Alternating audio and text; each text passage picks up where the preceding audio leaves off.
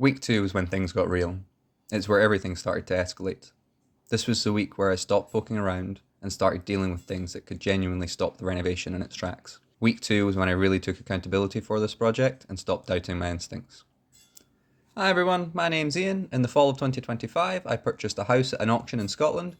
The house was empty for over 3 years, and so it's slowly eaten itself away. I've never renovated a property before. I'm not completely clueless, but I do have a lot to learn. I'm also not doing this all alone. I've dragged my partner, all my family into this project. If you like what's going on, hit like and consider subscribing to watch it all unfold. Alright, let's go. Asbestos. It's a nightmare. I had my concerns before I got the keys, but at the time I wasn't sure how deep the renovation would be. The first serious concern for asbestos came when I was stripping back the gas boiler and old water heater. Asbestos is great for insulating, so this is a common area of use. I wore PPE and I was very cautious when I discovered the potential asbestos. I genuinely don't know how I don't have any good pictures or videos of the suspected asbestos. I genuinely have no idea where they went, so apologies for that. This discovery did slow things down quite a bit. I was hesitant to keep stripping out. The more I took out, the more dangerous I could make working here. My dad was around on that day and believed that it most likely wasn't asbestos. Some pictures got sent around the family, and some other people I don't even know were telling me, "Crack on, mate, you'll be fine." Nah, not gonna do that. I wasn't gonna put my family and myself at risk. This wasn't about toughening up and cracking on. This was about learning when to stop, step back, and have patience. The asbestos particulates are so tiny that they'll pass straight through a cheap mask. It will get into the air, your clothes, collect on surfaces, and slowly build up in your lungs.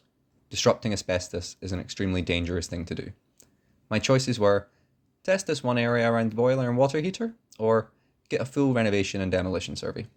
I had previously decided to go for a full asbestos survey, but was being pressed to kind of save money and just continue in ignorance. I didn't want to waste money. Would it be a waste of money? Should I just crack on? I felt stuck. I decided to continue with what I could do safely. I decided just to take everything out the kitchen. I kept the counters, the sink, and the wall units. They were all fine. I'll fix them up and use them for something. The fridge and the washing machine also worked, so I've kept them too. The gas stove, boiler, and base units all went to the dump. This was as much as I could do at this point without stripping back the walls and kind of dealing with the asbestos decision, so I turned to the living room and started on the fireplace.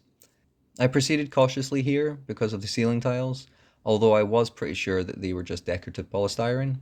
At this point, I wasn't thinking of taking the whole ceiling down. Stripping the fireplace was good fun. As soon as I saw the large sandstone blocks that made up the fire opening, I was just so excited to get a stove. Genuinely couldn't believe how big the opening was. I wasn't sure how structurally sound everything would be here. My biggest fear was that the clay flue that runs all the way up the chimney could collapse, so I went slow and I took my time. I finished taking the bedroom units out as well. I was shocked when I got going. I knew the house would damp. I could feel it, I could smell it. I'd just taken out the rotten kitchen units, but the thick, fluffy mold that just covered the underside of these units was crazy. This was the point where my approach properly shifted. I had realised that this house was ill.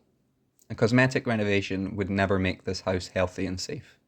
There was so much mold, and it wasn't just on all the surfaces that you could see, it was growing and festering on the surfaces that you couldn't see. The mold, of course, is very dangerous, but compared to asbestos, you can't just take asbestos out and throw it in the dump. You could, but, you shouldn't, and I wasn't going to. To determine if something is actually asbestos, it has to be tested in a lab. I didn't want to put myself or anyone else that came to work on the house at risk. By the end of week 2, I had grown. This was my project. I, of course, was getting a lot of help, which I am eternally grateful for. The thing is, since this was my project, the buck stopped with me. No one wanted me to spend the money for the asbestos survey, but this was their opinion, and I appreciated it, but the risk was still prevalent. I pulled up my boots, put my shoulders back, lifted my head, and took responsibility. The decision was made.